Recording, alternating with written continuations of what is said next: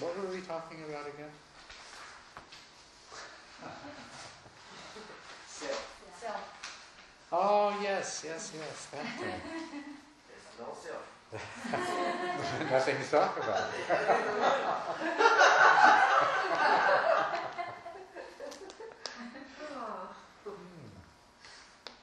What are we going to do then? Where are we? Create one.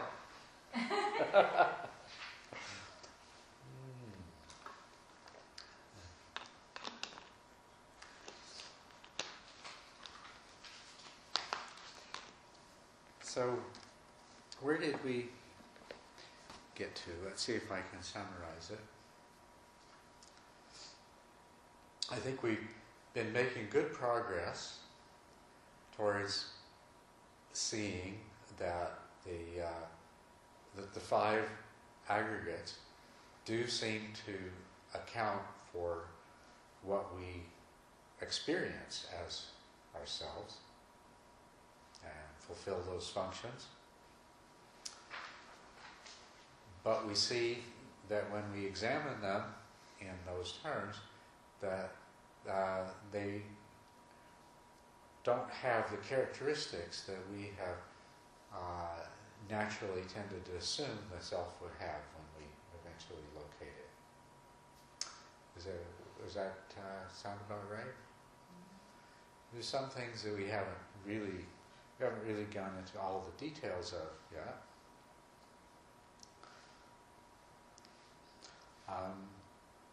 We see that the continuity that we had ascribed to the self is present in the five aggregates primarily as causal continuity, as a continuity of causality over time. But in the process, we also ascertain that the self is continuously changing. And so the qualities of sameness that we expected that we might find there aren't really there. And we also saw that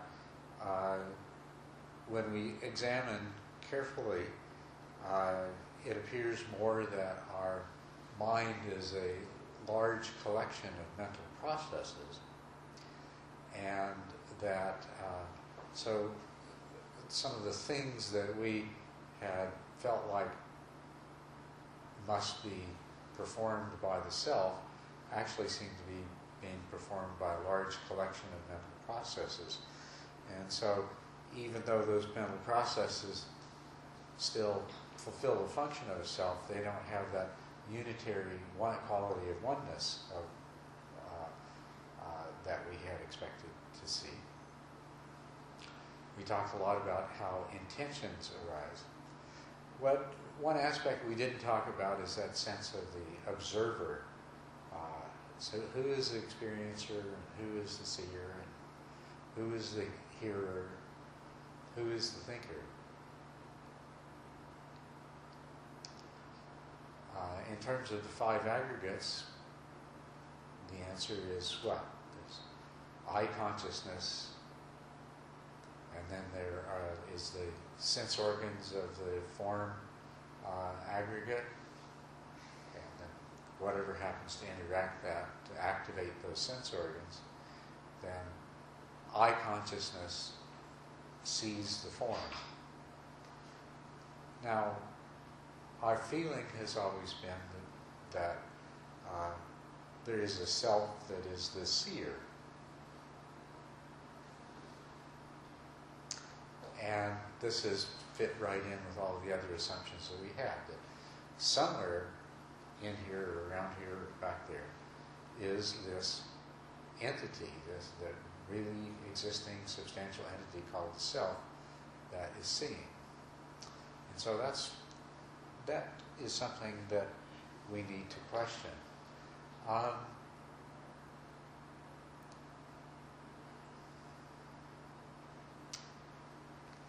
brought some books along so that I could read stories to you. Just got to find the stories that I want to read. Yes.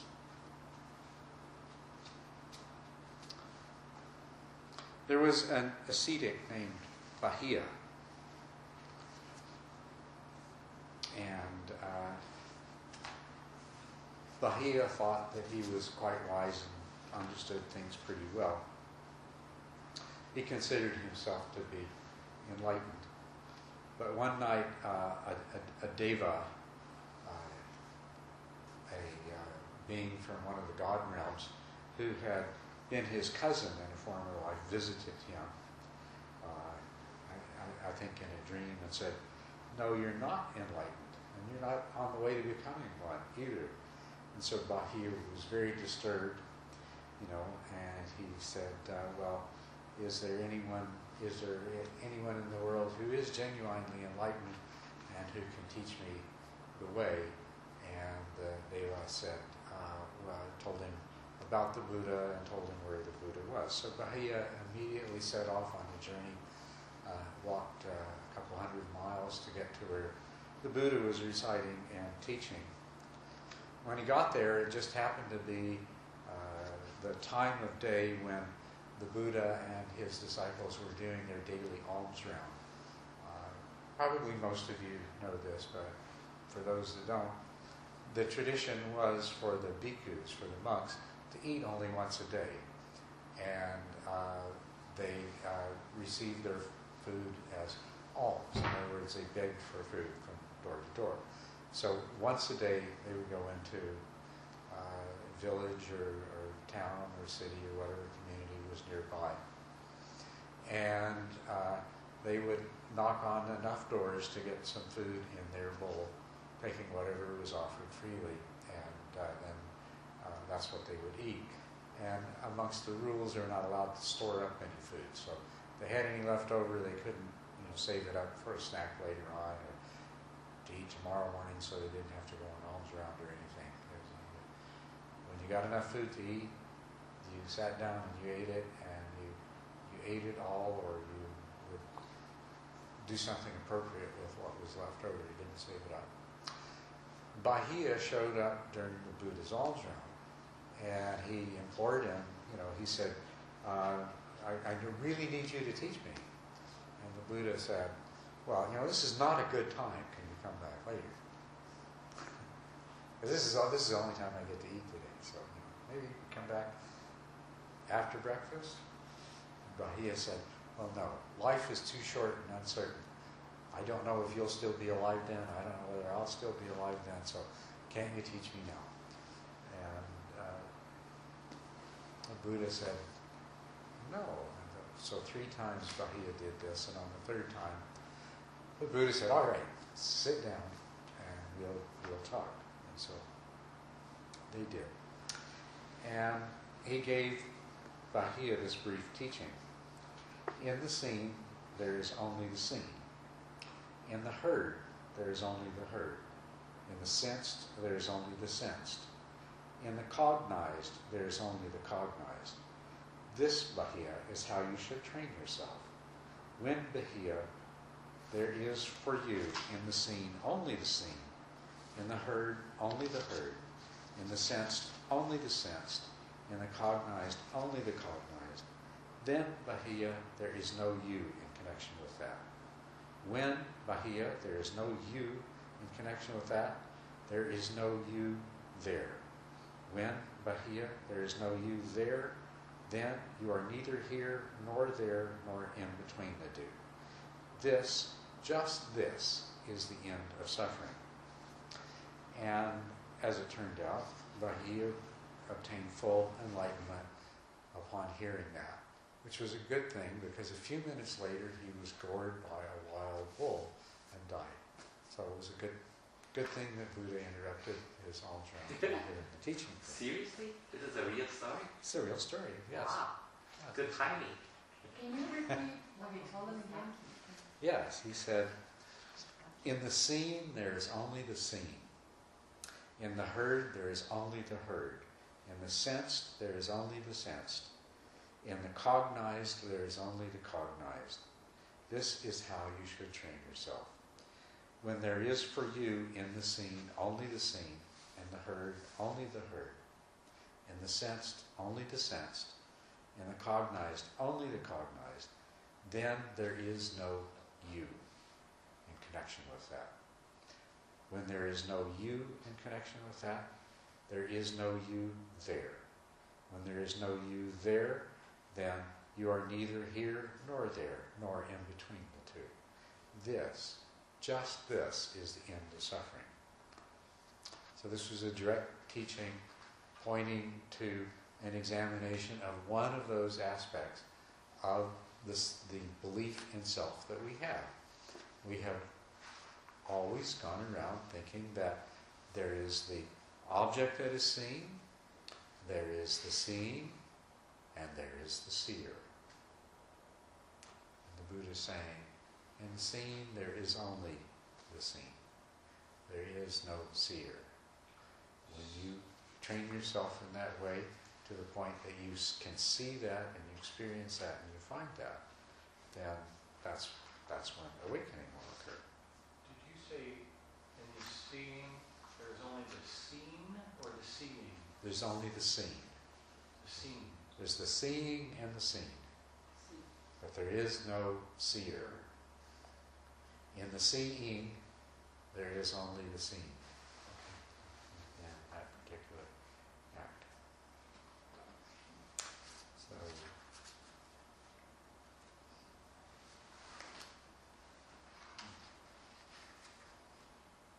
There's an object and no subject. there's, sorry? There's the object but not the subject. Yes, in this particular teaching, which is about eliminating the subject, as we get into it a little more deeply, we'll discover that there's no object either. There better be a verb. In the seeing, there is only the seeing. And the appearance of a seer and a seeing. So, okay. This, of course, is counter to our ordinary experience. But when we examine our ordinary experience carefully enough, we find that this is true, and our ordinary experience has been a misperception.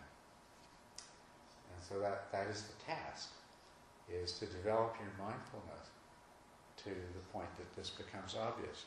Now, it's not, don't mistake that, well, this is some really different kind of event, something I have never experienced before. It's not. It happens to you all the time, but you've never noticed. Mindfulness is about noticing the things that you've never noticed before. We have a lot of experiences in which there is no sense of the self, the I, the you, and so forth. But as soon as we reflect on those experiences, we add the self into it. We add the seer or the hearer or the thinker into it. When you meditate, I said, watch your thoughts arising and passing away. And one of the things that might strike you in watching the thought arising and passing away, I mean, indeed, okay, yeah, there's somebody watching. We're not worried about that right now. We're talking about the thinking. The thought thinks. It doesn't need a thinker. It may need somebody, it may like to have some kind of attention paid to it. But even without the attention being paid to it, the thought still thinks itself. Have you noticed that? But for some reason, we notice that, and we don't necessarily immediately notice that, oh wow, there's a thought without a thinker. Well, I've never thought there was a thought without a thinker. You've never thought that? No, I've never thought that. Because, I know it's my brain having that thought. That thought is somewhere inside the skull. Yeah. In the brain. Yeah. Right. And I know that brain is part of me, so I'm the thinker. Well, yes, and that's the thing, that the idea of self is so flexible that, it can be reshaped. In terms of what we've been talking about, the thinker of that thought is some unconscious process that belongs to the aggregate of mental formations. And that thought is a mental construct. And it's arising up into consciousness. And normally when the thought comes up, we think it. We don't resist the identification with it. And, we get right into the thought and we start injecting the self, the I notion, into the process. The difference when you take a subjective stance is that you are observing the thought while trying not to become involved in it.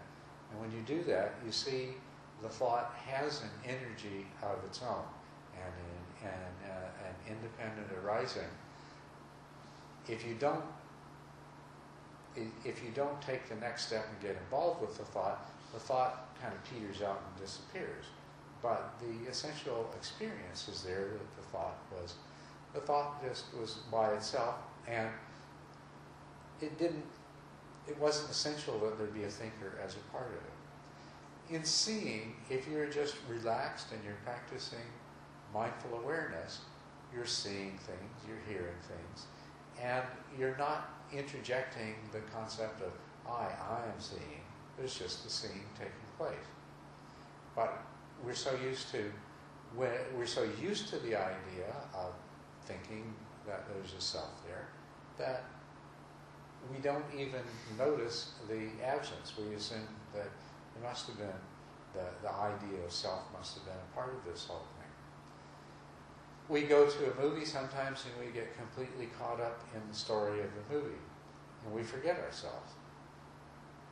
We are participating in the movie. And then, afterwards we come back into ourselves, or sometimes something will happen in the movie which will snap us out of that and we'll come back into ourselves.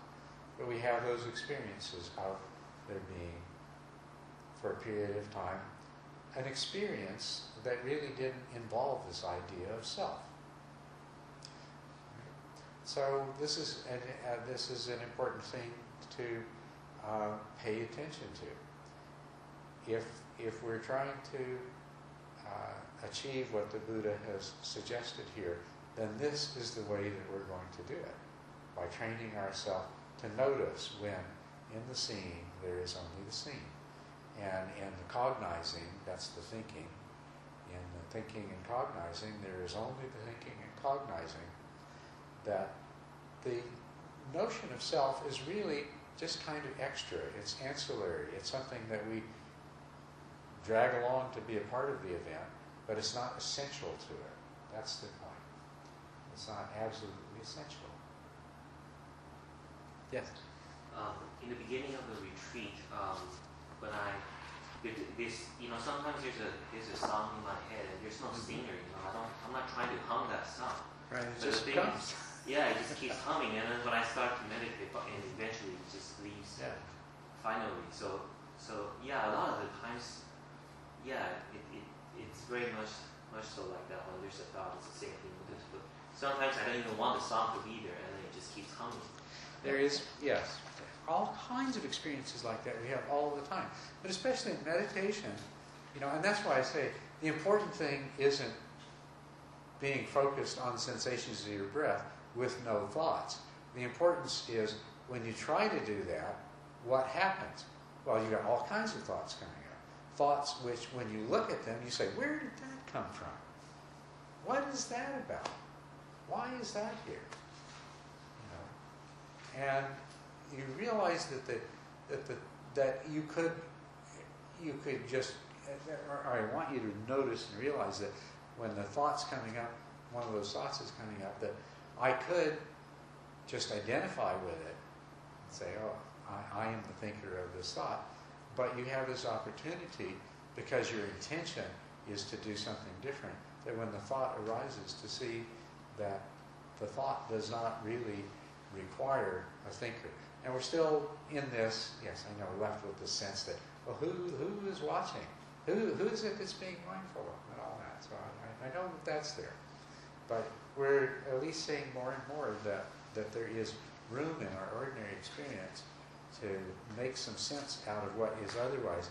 You see, the thing is that people hear the teaching of the Buddha, there is no self.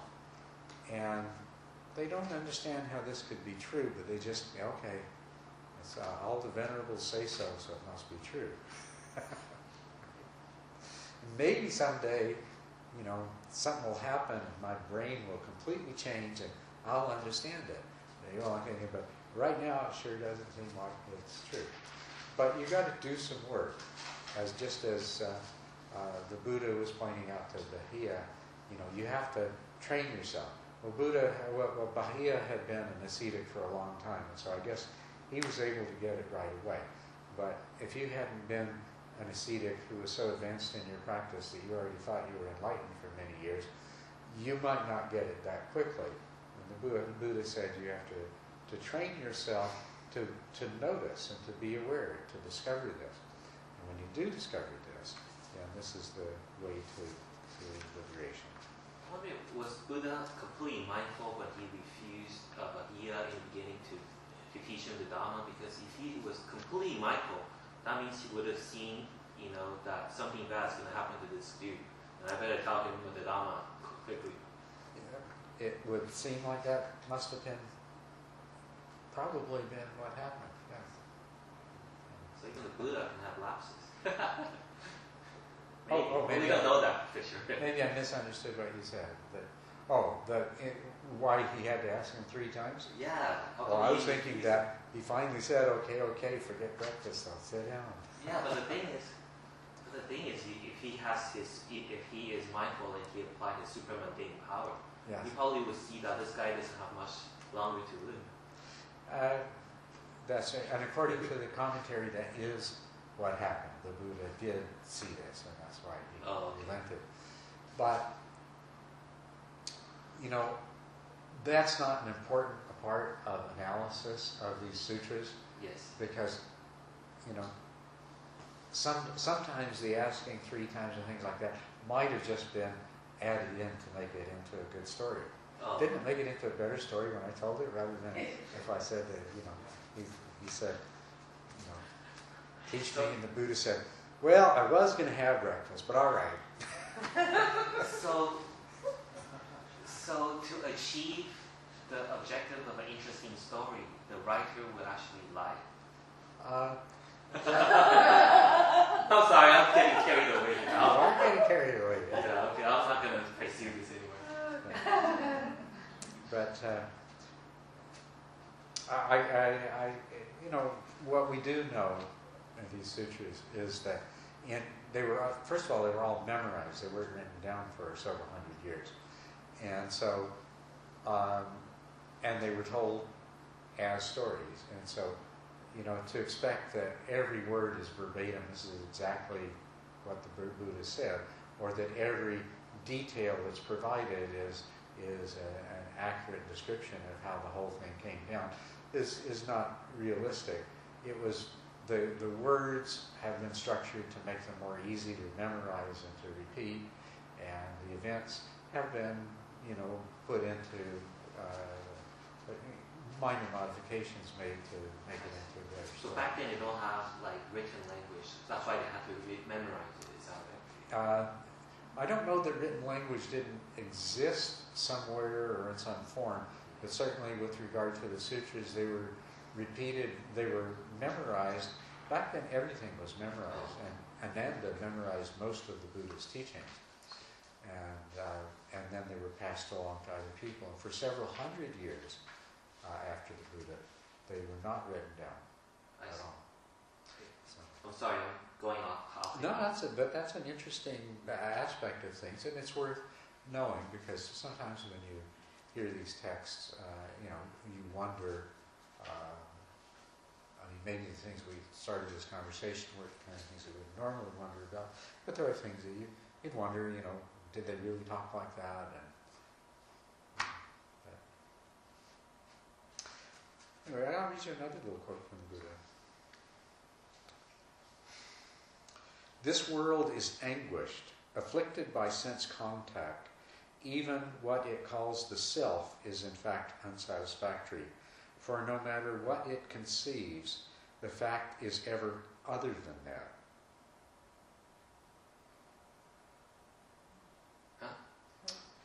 Say that again. The world is anguished, afflicted by sense contact. Even what it calls the self is in fact unsatisfactory. For no matter what it conceives, the fact is ever other than that. It's always something else. Oh. Okay? So,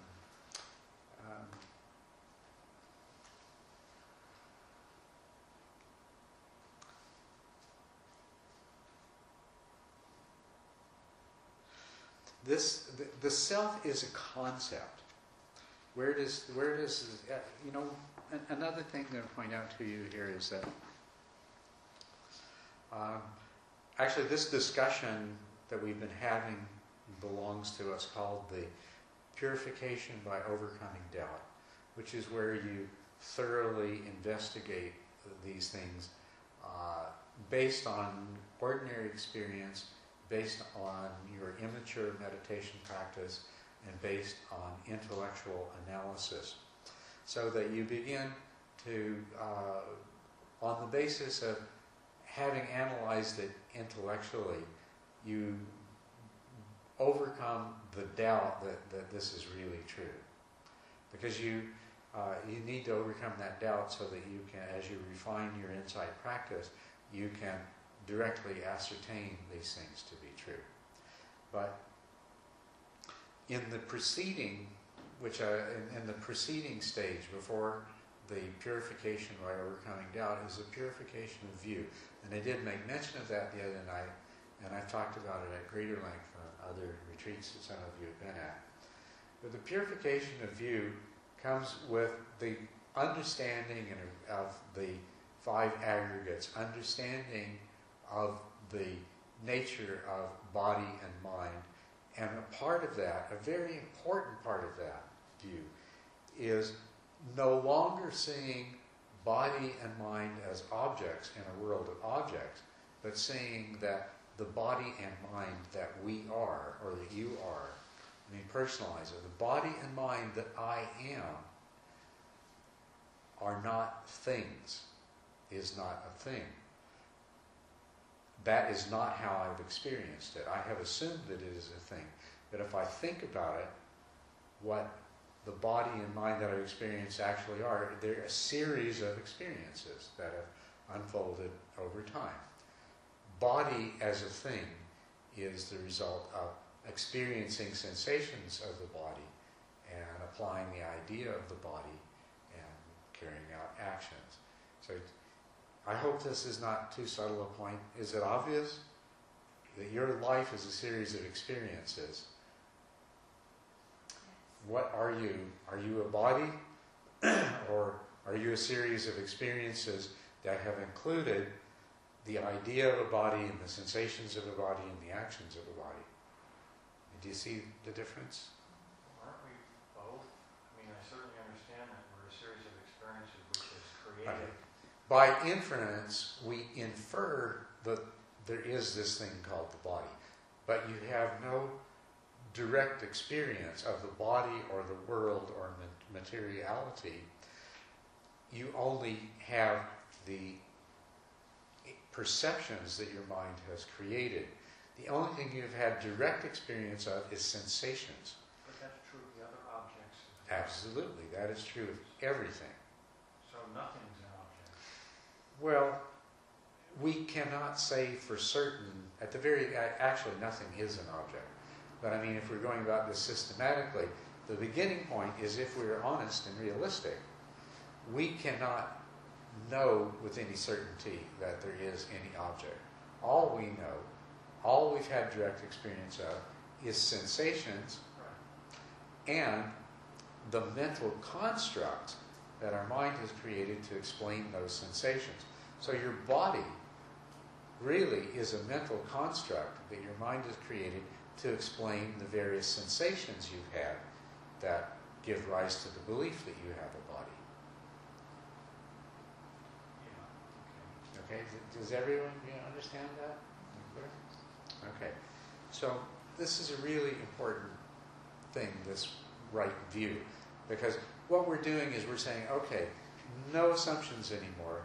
If any of this stuff that we've always believed is true, we're going to find out for ourselves. And the first thing that we come to in terms of purification of view is all we really know is what we know by direct experience.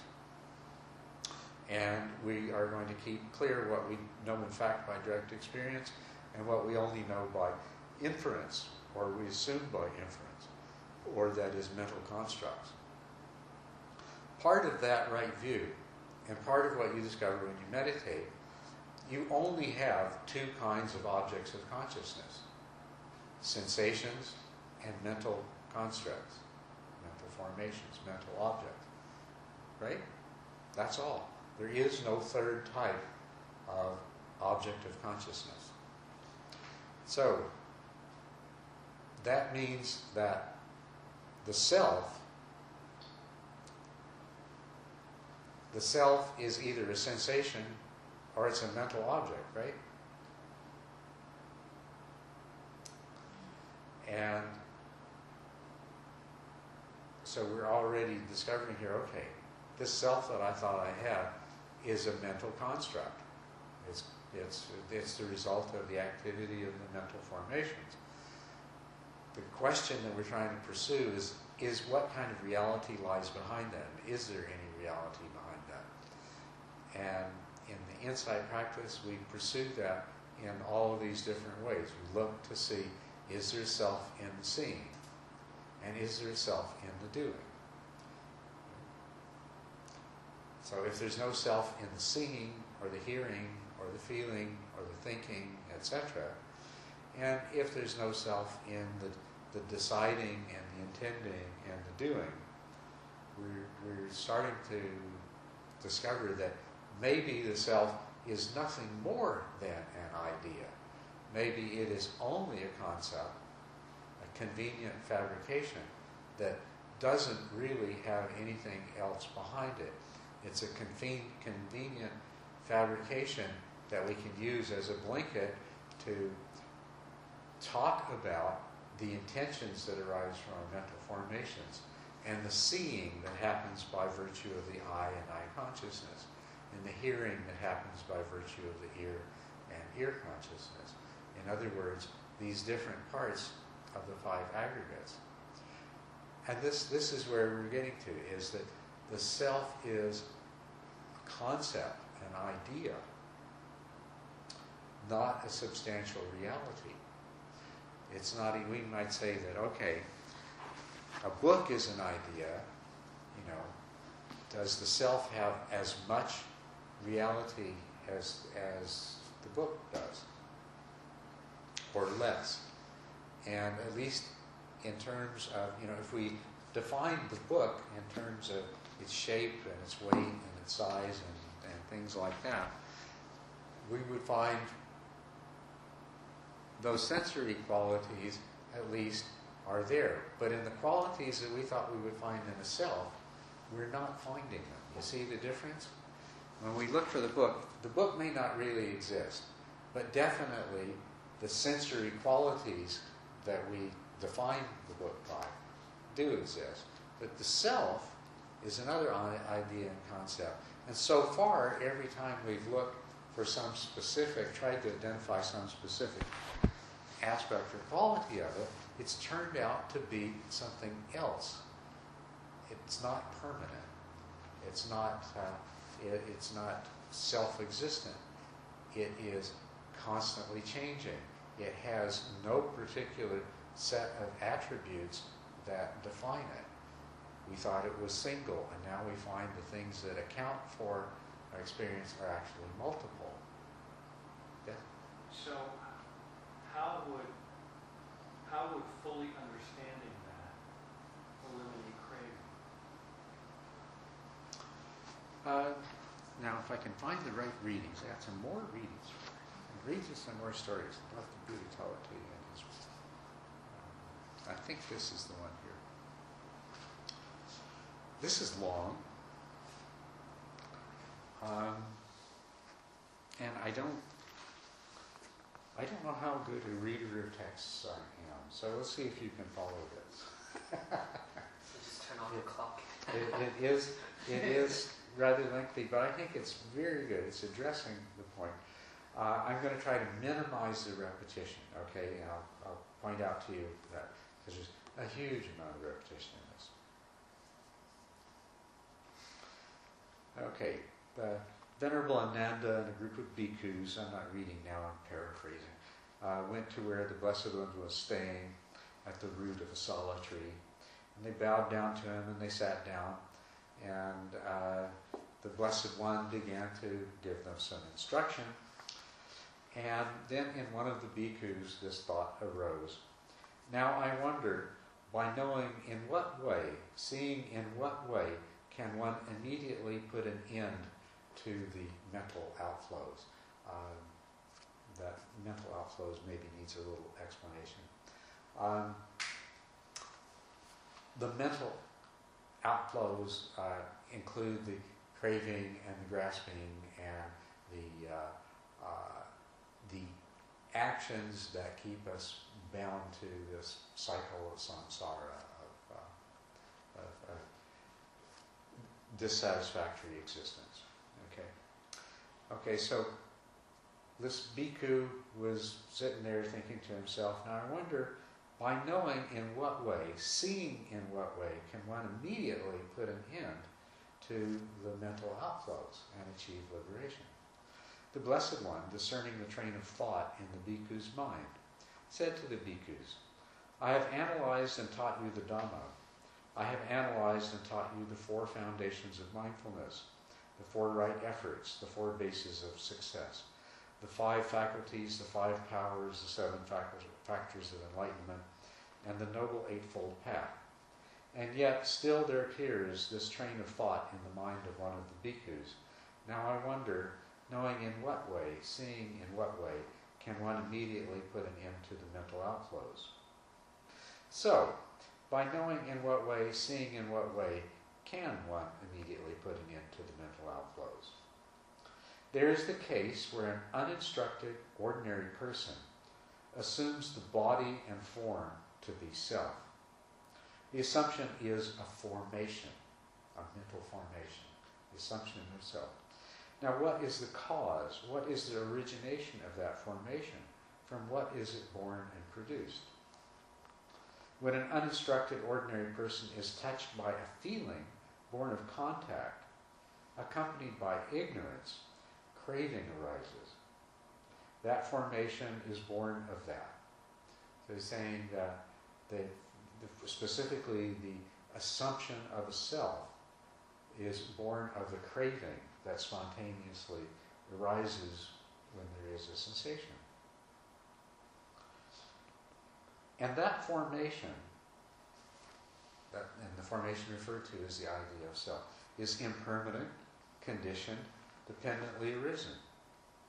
That craving is impermanent, conditioned, dependently arisen. The feeling that gave rise to that craving is impermanent, conditioned, dependently arisen. And the sense contact that gave rise to the feeling is impermanent, conditioned, dependently arisen. It is by knowing and seeing in this way that one can immediately put an end to the mental outflows.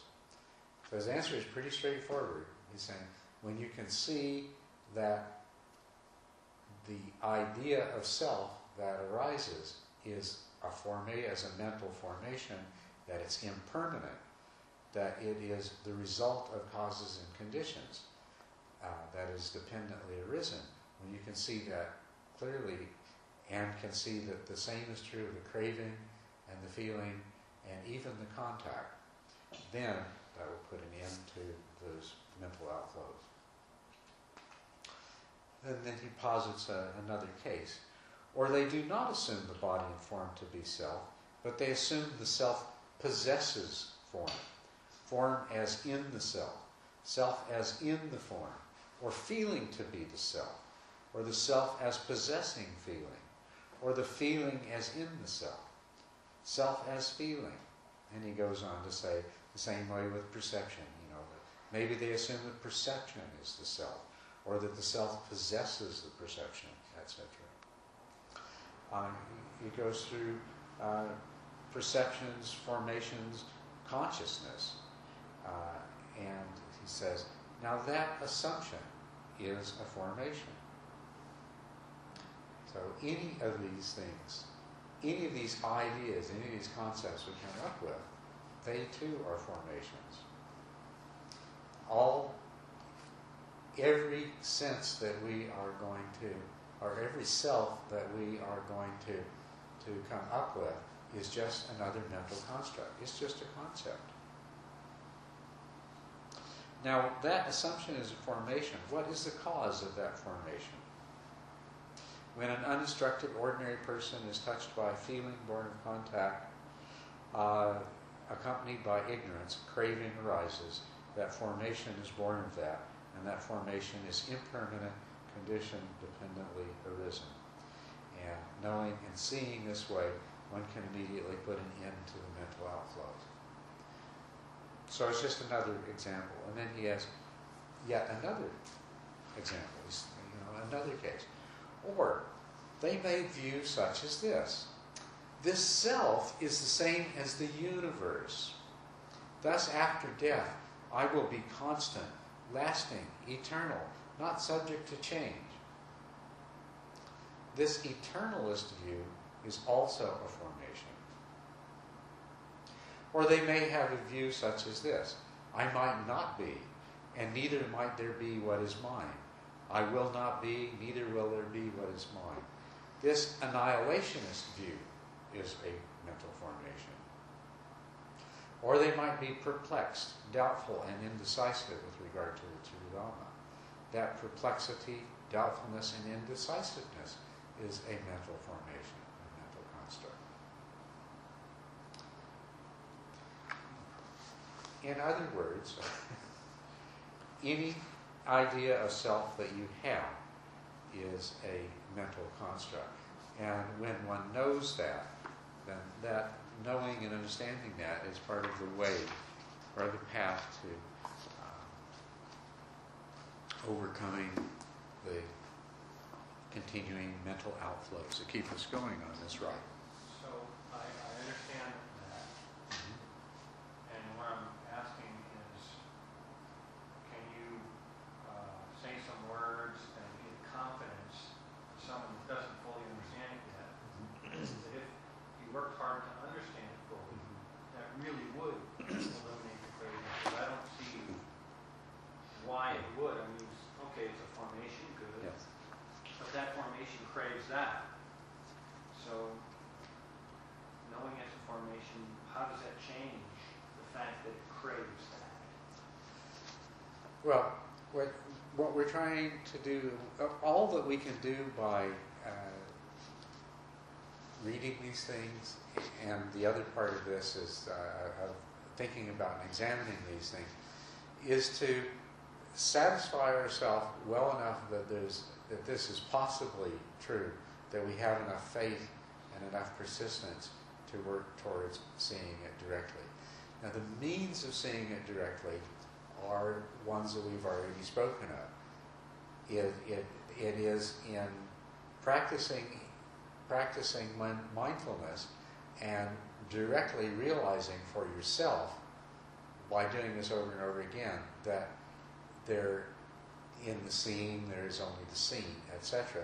And likewise, as we talked about last night with intentions, that intentions arise, but they're not arising from self. They're arising from an aggregate of mental formations. And that the self, so what we're being told then is that the self that we keep ascribing this to is just a concept created by the mind. It is one of those mental formations. It is a mental construct. It is a mental formation in itself, and it's made by other mental formations. So what I hope to do is to both give you the confidence to discover this for yourself. I mean, I hope that by talking about what we have talked about, that you can see that indeed, you don't really have to have a self. You may still feel deep concern about losing this self that you're so attached to. Because you are. You're very attached to your idea of self. Very attached to it. But the first step in realizing that you're attached to an illusion is believing that it's possible that there might not be a self.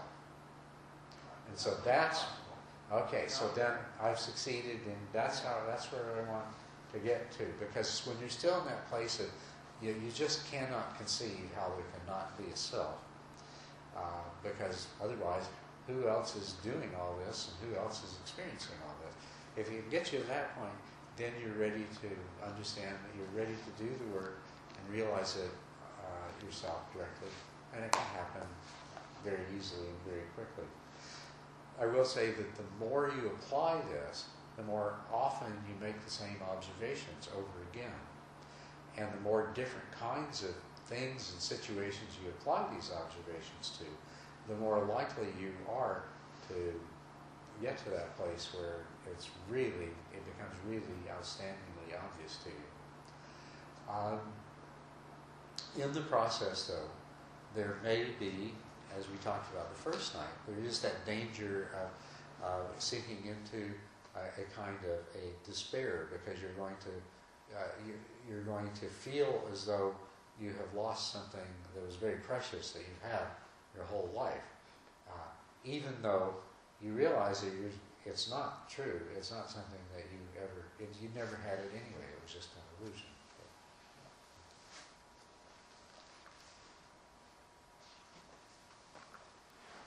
So why would liberation be an accident when it really comes down to it's just using our mindfulness to be aware of these things, and then coming to a logical conclusion? Well, it's an accident in the same sense that anything in the world is an accident. It happens when the right causes and conditions come together. But if we don't know when those right causes and conditions are going to come together, that's what makes it an accident. It's unpredictability. If we collected all this data already, the conclusion will be very obvious. Well, and if you follow a systematic path of practice, like we're doing, then you're always drawing nearer to it. When it actually happens, though, it may, there's a textbook description of the path to awakening, that you'll go through one stage after another, and when you get to the particular stage, with the particular name and it's come in its right order, then you should have the experience of awakening. But it's an accident that can happen. It can happen before that. And not only that, you don't know how long you're going to be in the stage immediately preceding it before it does happen. So that's what we mean when we say it's an accident. And the spiritual practice only makes us accident-prone. The more we practice, the more diligently we practice, the more we progress on the systematic path that's been laid out, then the more likely that accident is to happen. So. Well, I have an analogy, and you can tell me if this is on the right track. It's about a BMW. Yeah. So, you look at BMW, and it's got 4 wheels, and it's got all these parts, and it's very obvious that it has all these parts. Mm-hmm. But the BMW company, they want you to think of it as way more than those parts. That's right. They want you to feel that it's a BMW. Yeah. So there's meaning beyond the wheels and the seats and everything else. So, that's how they make more money, because it has this value beyond the value of the individual parts. Exactly. Yeah. So that's the self of the BMW. And I'm pretty good to know that it's just the wheels and it's just the seats.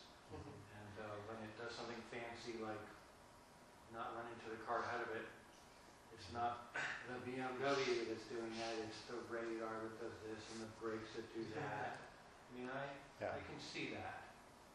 Right. So it's all those parts Mhm. and nothing more. That's right. It's all those parts and nothing more. And that's what I wanted you to see. That's really So good. happy creator. Hmm? So happy God. Don't have So- the God, A God. a God, creator. Well, we find the same situation with God. We don't really need a God to explain things any more than we need a self to explain what we are. But there is another aspect to this selfness. When we get to the root of it, we talked about, well, maybe all the aggregates taken together gives rise to a self. And maybe it doesn't have the characteristics that we thought it did, but still we'll just redefine what we call the self, and now we've got one again, right? The most essential thing about the idea of self is separateness. That if there's a self, there's that which is not self. There is other than self. There's self and there's other than self. And this idea of the self as being having a certain degree of independence. But the 5 aggregates that we might like to create into the new self, can we do that with that? Can we take the 5 aggregates and say, all right, this, draw my boundary here, and inside the boundary is the 5 aggregates, and this is the self, and everything outside of the self is other than self. It's not self, it's the rest of the universe. This is the next logical thing for a person to do. Okay, so I don't have the self I thought I did, but I still am these 5 aggregates. That's me. Well, first of all, if you examine that, you find a bit of a problem there, that are you your body?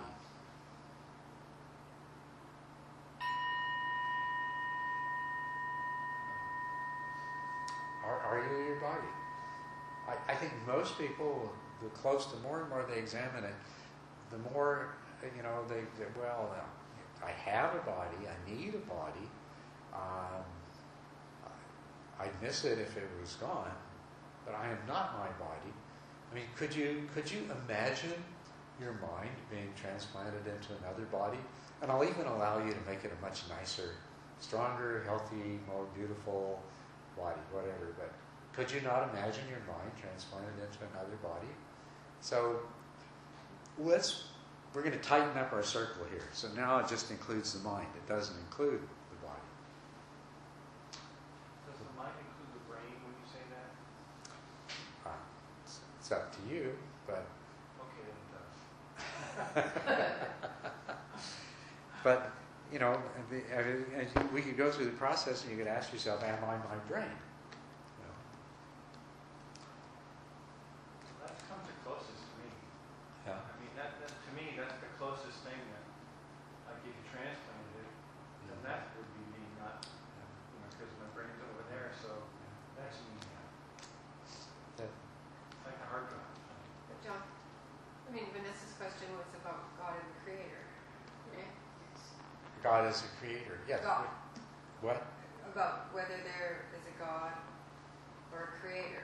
I believe that's what Vanessa was asking. Yes, and that's what I said, is that we don't need a God as a creator any more than we need a self. There's no more need for that. So I'm not trying to answer the question whether there is a God or not, but just to point out that it's not necessary to postulate a God as a creator. And as a matter of fact, in the Buddhist teaching, in the traditional Buddhist teaching, the universe is said to be without beginning. So if it's without a beginning, we don't need a creator. If it's without a beginning and if everything in it is causally determined, then if there is a God, he's got an easy life. There's nothing to do. Doesn't have to create things. Anyway. 我请问老师哈，就是说佛陀有讲五蕴嘛哈，那佛陀啊哈，那个五蕴嘛，五蕴，那佛陀有没有提到我跟自我？就是说无我跟自我，佛陀有没有提到这一方面？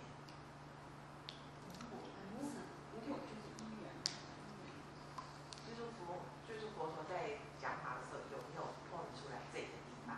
还是对对对，有没有提到无我跟我这样子？For your knowledge, do you you know that Buddha talking about five aggregate, but on his direct teaching, does Buddha mention about non-self and self? Oh, is the Buddha's direct teaching about? It's most of what it's about. It's Buddha's teaching is about. 他有用到这个字眼。Yes, Buddha literally used no self and self. literally, yes, using the words no self and self. Anatta, atta means that's the word we translate as self. And it means something like, sort of similar to the idea of a soul, but not like some separate ephemeral soul. It's more, it means the kind of self the ordinary people think they have, atta. And he uses that word all the time. And then a lot of his teaching is about anatta, not self. So that's a good question. That's a very important question, because the not self is not something that people after the Buddha have come up with. It was what he spent a huge amount of his time teaching, is that until you get over this attachment to the kind of idea of the self you think you are, then you won't be able to become awakened. You won't wake up to the truth. And so that's why I decided to talk so much about it on this retreat. Maybe I've talked too much about it. Maybe I've overwhelmed you with it. I don't know. But it is essential. It's a very essential part of the teaching. I'm tempted to read something else to you. Had enough of my reading? Or? Oh, please go. Oh, you'd rather hear the Buddha than me, huh? Okay. Here's another teaching of the Buddha. Whenever any monks or Brahmins see self in its various forms, they all of them see the 5 categories affected by clinging, or one or the other of those categories. So he's saying whenever you see the self, you're just saying the 5 aggregates. Here, an untaught ordinary man disregards noble ones, sees form as self, or self as possessed of form, or form in self, or self in form. And he does likewise with the other 4 categories. So he has this rationalized seeing, and he has also this fundamental attitude, I am. But as long as there is the attitude, I am, there's organization of the 5 faculties of eye, ear, nose, tongue, and body. Then there's mind, and there are ideas, and there is the element of ignorance. When an untaught ordinary man is touched by feeling or in contact, it occurs to him, I am, and I am this, and I shall be, and I shall not be, and I shall be with form, and I shall be formless, and I shall be percipient, and I shall be unpercipient, and I shall be neither percipient nor unpercipient. But in the case of the well-taught noble disciple, while the 5 sense faculties remain there, as they are, his ignorance about them is abandoned, and true knowledge arisen. with that, it no more occurs to him, I am, or I shall be.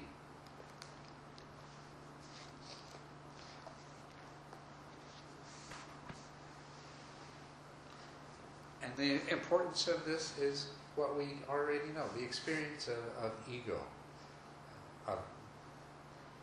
Wherever we create this boundary, and even though this boundary may be artificial and imaginary, when we create this boundary between the self and what is not self, that boundary becomes a battle line.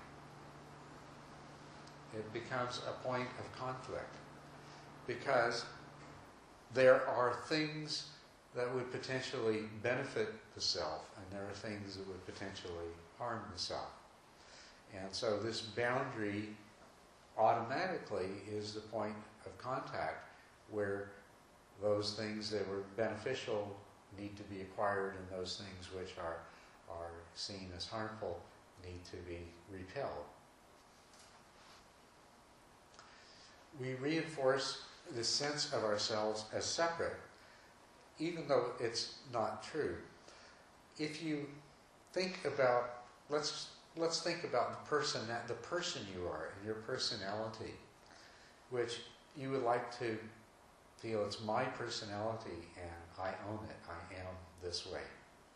I mean, you may like that personality or you may hate that personality, but it seems like it's yours.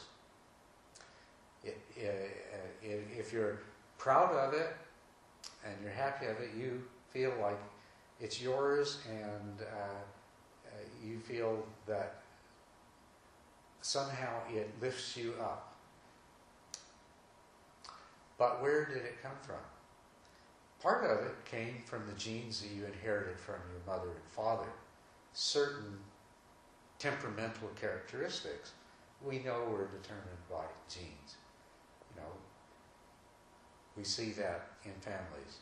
And scientific studies have been made with identical and non-identical twins. And we see, yes, that the genes in your body are responsible for part of your temperament.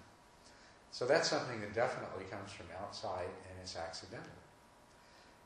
But then, in even a much greater way, how much of what you are is the result of the formative experiences that you were exposed to as a child?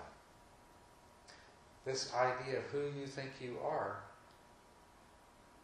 you were formed like raw clay. You were formed into the shape that you are by other people, by your society, by your culture, in the process of growing up. You were made into this. Somewhere along the line, you did begin to play a more significant role in the formative nature of yourself. But never has yourself been really something that is independent of the environment that you were in. And it doesn't to this moment.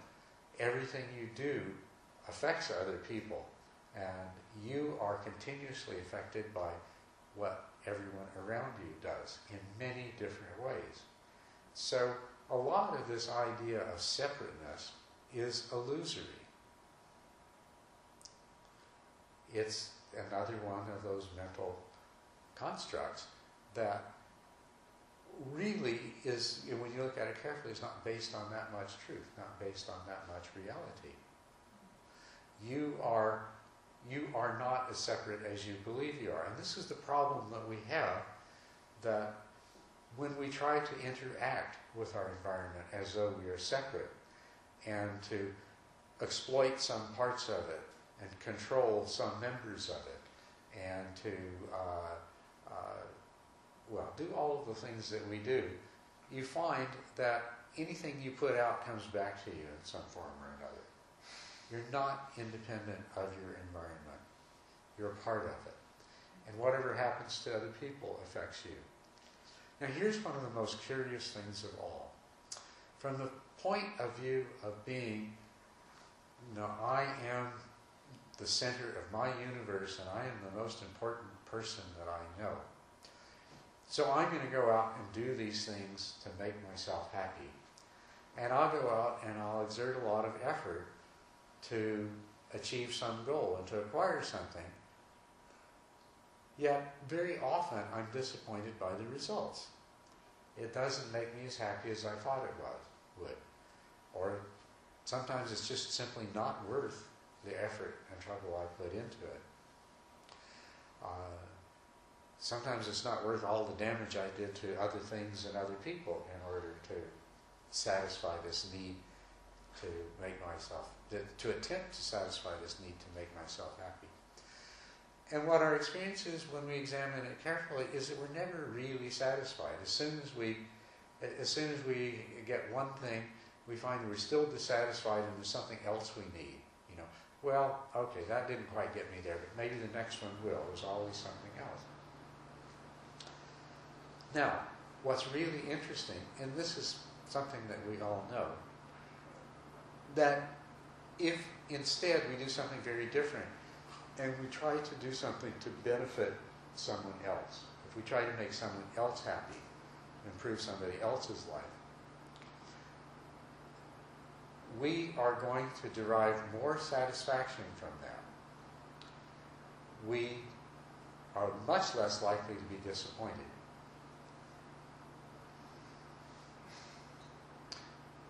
We will have more genuine happiness if we give up our self-centeredness and we see others around us as being the means of our happiness.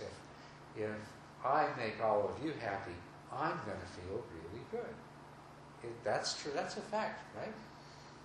I believe what you said, but if it is true and easy to understand, which I think is easy to understand, and the mind is subject to conditioning, that means people will be giving like crazy. Then how come people are not giving like crazy? But why is that? If this is so evident? Because we have all of this other conditioning, and we've never focused on the right conditioning. You know, for you do something for somebody else and it makes them happy, but that's like one tiny drop in this great big sea of selfish behavior and selfish conditioning. If you ever turn towards doing things to make other people happy, then that conditioning will expand and grow and develop and begin to produce the rewards. And it will, you know, and that's really what this is about. Get over the attachment to the view of self and everything will start to change. So the attachment to the self is blinding us from seeing that there are other ways that can give us more happiness. That's right. That's right. It's blinding us from seeing that we are not separate, that not even our happiness is separate from other people. You know, and the proper attitude that the Buddha is directing us towards is not that we deny these 5 aggregates and neglect these 5 aggregates for the sake of all of these other collections of aggregates. It's that we regard them all the same way. That this 5 aggregates and that 5 aggregates that I regard and treat in the same way. I respect, love, cherish, take care of, protect those around me as if they were my own self. But I don't neglect myself. This body needs to be cared for as well. So I don't deny it. This mind has its needs. I don't deny it. But I become liberated from being entrapped with the idea that everything must revolve around me. And if it appears like I need something to make myself happy, that if I take it away from someone else, that's all right.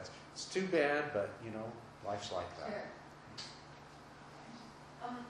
Why do people get into in so many superficial relationships sometimes? Because the person cannot be alone, so they're willing to get into they create a superficial relationship.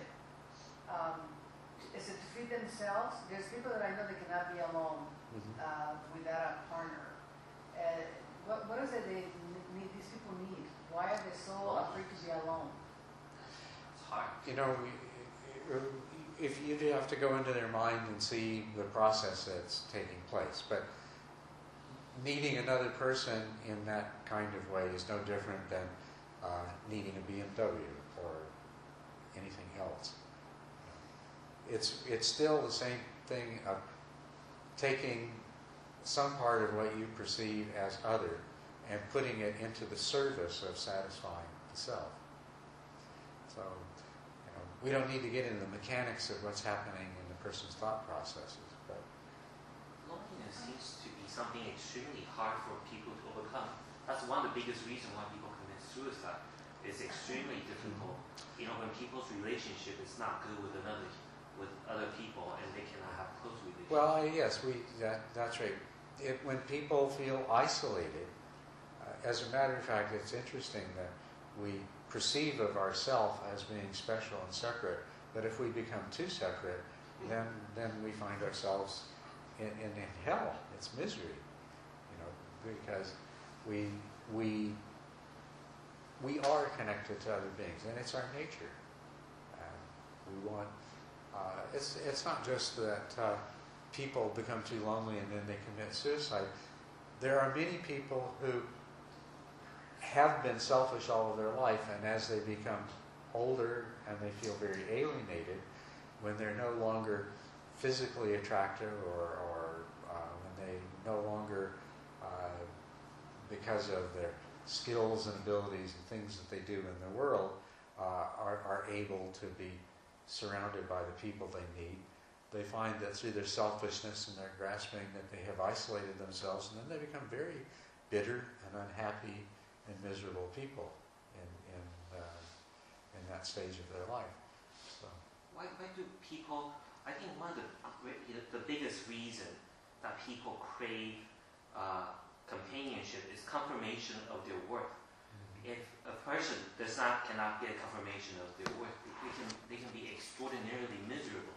yeah. And To get confirmation of their worth is, yes, that can make somebody very miserable if they're dependent upon that. I think most people are dependent upon it. Just- Most people. Probably to some degree, yes. I think most people are. An awful lot of what people do is go around to create situations to get other people to affirm their selfness. One of the things we're most sensitive about is if somebody thinks poorly of us, or if somebody has an idea that we're something that doesn't correspond with what we want them to think that they are. So this all comes down to the attachment to the self. It still boils down to that single source of It problem. comes down to the attachment to the self, but there's this other part of it too, that the self is not separate. That this self that we're attached to isn't really, never has been, never will be separate from the rest of the universe in any way. We're a part of everything, but as human beings, we're very connected to other human beings. And we have to recognize that. So if the attachment to the self interferes with that need, then our suffering becomes very pronounced.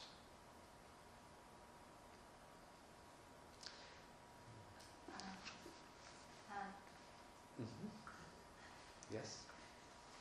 I want to back a little bit regarding you mentioned about focus more about the people around us and make them happy than the self instead of self-centered. Yeah. And I see the merit of that, but I also want to point out that I also have if understanding is not complete, there's a lot of dangers to that too. And I think it still is very important to understand, there's no self before we jump to let people happy. The reason I'm saying that is that being a social worker and a counselor, I see quite a few people. They do obsessively want to please other people. Yeah. And their life is so miserable. That's right. You know, and but by hearing that, because sometimes we have realized, okay, since the self is so difficult and understand, and well, then maybe I can do the other way, then I can understand this. Yes. But I just want to point out, in my perception, I see some dangers for that too. Mm-hmm. With doing that. Yes, and that would be an extreme, and that's not really. Not extreme. That is well, it isn't. It's unhealthy and then it's extreme when we see that somebody is doing everything for the sake of somebody else, or they are denying themselves.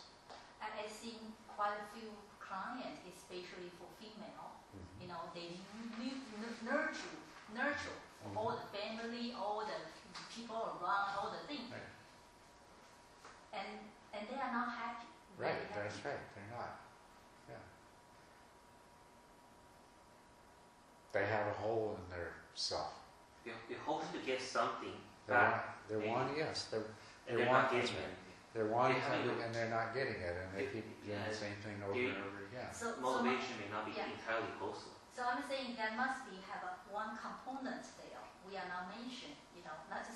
Not just let the people happy, but also have something component that we need to mention. Right. That is what I'm. Yeah. Yes, yes. Yeah, I agree. it's and at Sheila Temple they talk about that a lot. It's when you do something for other, it has to be with no expectation Mm-hmm. at all. That's And right. if Unless- there is expectation, it pollutes it. It's not pure. And so then you get, that leads to problems. So it needs to be without any expectation. And for most normal people, that's not how they operate. That's right. They do have expectation. I want to make Well, sure yes, everybody knows that they're doing the good deed. Sure. We all have expectations, and somebody like that is they're some of their mental formations aren't adding things up properly because they keep doing the same thing over and over again, expecting a different result every time, and being miserable because they always get the same result. So I think that maybe my point is just I want to emphasize, understand there's no self, that is stardom, this entity is very important instead of doing things to make other people happy. That would be second. Once I understand this, then that we're doing that as natural. Okay, Is and that correct? I was not recommending that this practice is to go out and start doing everything for other people, but I was trying to point out that I think everybody already knows that they are more assured of attaining satisfaction and happiness from the actions that they do for the benefit of somebody else than they are for the actions they do for themselves. Which wasn't to say that, okay, from this moment on, don't do anything for yourself and do everything for someone else. But say, look at that and see what it has to teach you. That's the important thing. Just one more little thing I'll read to you on this theme of our relationships with other people. We are very much connected to other people and their influences, and they have created that there is this aggregate of mental formations that accounts for the perceptions and the behavior of a given individual. And that aggregate of formations is a result of causes. The causes it's a result of are not contained within the 5 aggregates, or only a few of them. It comes from outside. Huge influence from the outside. What you are is a result of all of the different influences of your parents, your siblings, your teachers, your friends, your enemies, people you've worked with. All of these people have played a role in forming who you are and what you are. So one thing is, it would be a mistake to blame yourself for the way your aggregates behave. and it would also be a shame not to recognize that this 5 aggregates can modify itself. But how does that modification come about? We talked about yesterday, and this is the free will thing. How can you choose if you recognize that your life is that you have attachment to the view of self, and that you have craving, and that your life is not satisfying and fulfilling you the way that you want it to be? How can you change that? Well, things are not deterministic. There are many opposing factors, and you can recruit positive factors to shift and change that balance. And that is an important part of what the Buddha's recommendation was. He was well aware of the degree to which our mental formations that we arrive at any given situation with are the result of the people that we associate with. And so I'll read you one last thing here. Thus have I heard. On one occasion, the Blessed One was dwelling among the Sakyans, where there was a town of the Sakyans named Nagaraka. When the Venerable Ananda approached the Blessed One, paid homage to him, sat down to one side, and said, Venerable Sir, this is half of the spiritual life. That is, good friendship, good companionship, good comradeship. And the Buddha replied, Not so, Ananda, not so. This is the entire spiritual life, Ananda. That is, good friendship, good companionship, good comradeship. When a monk has a good friend, a good companion, a good comrade, it is to be expected that he will develop and cultivate the Noble Eightfold Path. And how, Ananda, does a monk with a good friend, a good companion, a good comrade develop and cultivate the Noble Eightfold Path? Here, Ananda, a monk develops right view, which is based upon seclusion, dispassion, and cessation, maturing in release. He develops right intention, right speech, right action, right livelihood, right effort, right mindfulness, right concentration, which is based on seclusion, dispassion, and cessation, maturing in release. It is in this way, Ananda, that a monk with a good friend, a good companion, a good comrade, develops and cultivates the Noble Eightfold Path. By following the method too, Ananda, it may be understood how the entire spiritual life is good friendship, good companionship, good comradeship. By relying upon me as a good friend, Ananda, beings subject to birth are freed from birth. Beings subject to aging are freed from aging. Beings subject to death are freed from death. Beings subject to sorrow, lamentation, pain, dejection, and despair are freed from sorrow, lamentation, pain, dejection, and despair. By this method, Ananda, it may be understood how the entire spiritual life is good friendship, good companionship, and good comradeship. Now that may sound rather dramatically different than what you might necessarily have thought, especially if you hear about people who go off into caves and live by themselves in the forests and things like that. But the point is that if we want to become a different kind of 5 aggregates than what we are, then we need positive influences, which means we need to associate with people who are wholesome in their attitudes and their behaviors, and who inspire us. And we need to put ourselves in the path of wisdom, of learning and knowledge and understanding. So this is really what he's talking about there.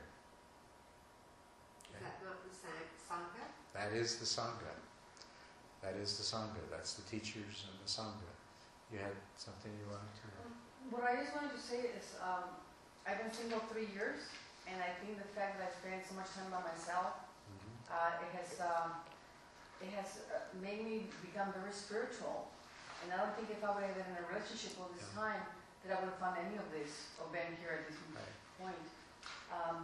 And I find myself like making happy just most of my little nephews. I like to spend my nephews. I don't expect nothing back. I do it. I talk to them and I try to teach them art and whatever. But I really enjoy being single. It's addicting because it's very free. You know, I don't have to tell anybody anything. I don't have to expect things from me. That's for sure. Being single and being alone. But the thing is, and that's right. But you know, if you go and you're by yourself, I don't know how by yourself you were, but if somebody goes off to a cave, if they don't bring with them, if they haven't already loaded up their aggregate of mental formations with a lot of positive ones, then it's not going to make them more spiritual. And as a matter of fact, it might be absolutely disastrous and hellish. So you, however alone you were or are, you know, you both must have taken into that privacy already the seeds that matured in it, and whatever degree of contact that you had with other people during that period must have at least not produced the opposite kind of seeds. I think the fact that I spent these 3 years by myself analyzing my life and everything, it's going to help me make a better decision on my next partner. I do, you know, want to find someone, but I don't find that back into the fire, huh? Yeah. It's not even Buddhism or meditation. I don't think I want to be involved. I think I want to find someone who does the same things that I do, because I don't want someone to come and change me, you know.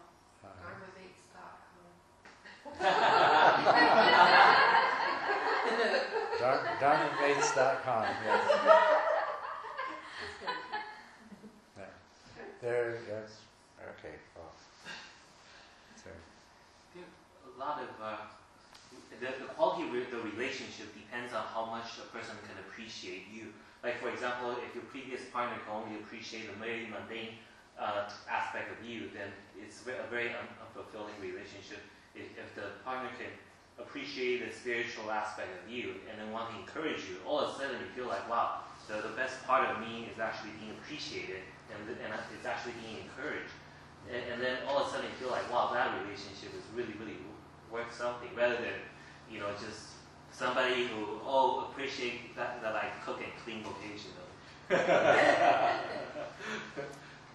So I think spending time with yourself. Well, whatever relationship you enter into, I hope it's a relationship that the primary purpose is clearly understood by both parties, that it is to enhance each other's spiritual development, and everything else is secondary. Because normally all of our relationships, as you were saying, everything we do, we expect something back, and our relationships they're really business deals. I'll give you, this is what I need, so if you give it to me, then I'll give you what you need. And you know, and whenever it seems like you're not getting what you want out of the deal, then the relationship gets really rocky, you know. Yeah. My previous coworker, before I got married, asked me, so when are you going to close the deal? When are you going to close the deal? I'm like, what the hell are you talking about? David, stop bothering me. But so often we go, you know, it's funny, you wouldn't go into any other kind of deal without ever really having told the other person what you expected from them, you know, and without ever having really told them what you will and what you won't give in return. But we enter into relationships without making that very clear. And then we're surprised when we're not satisfied with the way it goes, and we find ourselves always renegotiating. You know, in the Western world, it seems like they don't take marriage very seriously. You know, in my work, in 1 month, 2 weddings have been called up after invitations, dress, and everything. I don't like the way you make an omelet. Oh, well, forget it then. You know, I mean, it's just so you know, these relationships were never based on a very, I don't know, there was no foundation or something. I don't understand why these people look like they were in love and all of a sudden there's no more marriage. I mean, 2 weddings have been called up in my job in 1 month. Well, there's 6 billion people out there, and half of them are the opposite sex. So, But the whites are so few. It's like, man, 1 in a million if you're lucky. But most of us don't know what it is that we want. So if you begin to find what you want, and if you are on a spiritual path, then, the Buddha is suggesting that every relationship you have, every friendship, every companion, be one that support you in your path, and that you support them in their path. So to enter into a more intimate relationship, absolutely, that should be, your contract may be this long, but the number one item in the big bold type, letters an inch high, should be that you support each other in your spiritual path, and everything else comes afterwards. Maybe you could talk about what taking refuge in the Sangha is about. Yes, that would make a good topic. I think it may be a little late to start up a new topic. I'll plant a little seed for tomorrow, which is that when you examine these things that we've been talking about, of course, the danger is that you'll fall into a sort of nihilistic view that if I'm not the self that I thought I was, if I don't have a permanent and abiding self-nature, a soul, then you mean I'm nothing but my body and mind, and my mind's nothing but my brain, and my brain's nothing but matter, and where is the magic? Where's the charm? It's just, whoa. Where's the delusion? What's that? Where's the delusions? I like my delusions. Yeah, I say, please spare me the truth. Take me back to illusion. So, if that's something that we need to talk about more, then we should. It seems like you have a lot of very, very interesting subjects. If you can have like a retreat, just have non-stop talking, we'll have like 50,000 people here.